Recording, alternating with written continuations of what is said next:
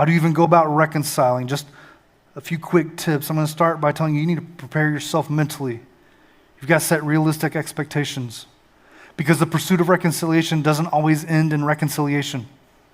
It's not uncommon for people to deny having done anything wrong or to even recognize their role in the division of a relationship. You've also got to recognize that you aren't perfect either.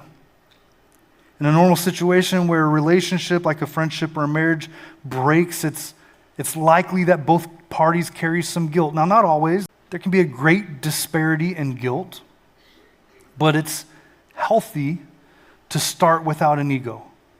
You have to hear the other person's perspective and the possibility that you may have caused some wounds as well.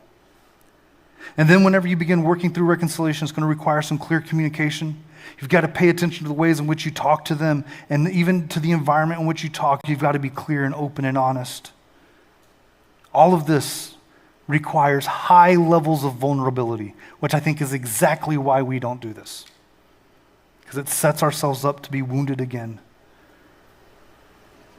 But if it's possible, so long as it depends on you, I think it's worth it. But recognize that you're there for the purpose of reconciliation, and so be quick to apologize and quick to forgive.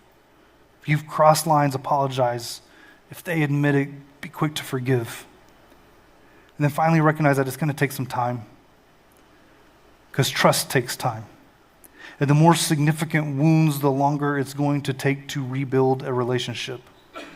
It's going to take consistent, honest communication. It's going to take reliable actions that are proven over time. It's going to take a lot of patience. And for some, it may take some professional help. Here's the question I want everyone to walk out of here today with. Is reconciliation appropriate for me to pursue? You're going to have to filter through your specific wrongs and hurts that you have. And I think for most of us in the room, our issue isn't figuring out when we need to reconcile, but the best end of grace applied to a relationship is when it can get to reconciliation. That's the best possible outcome.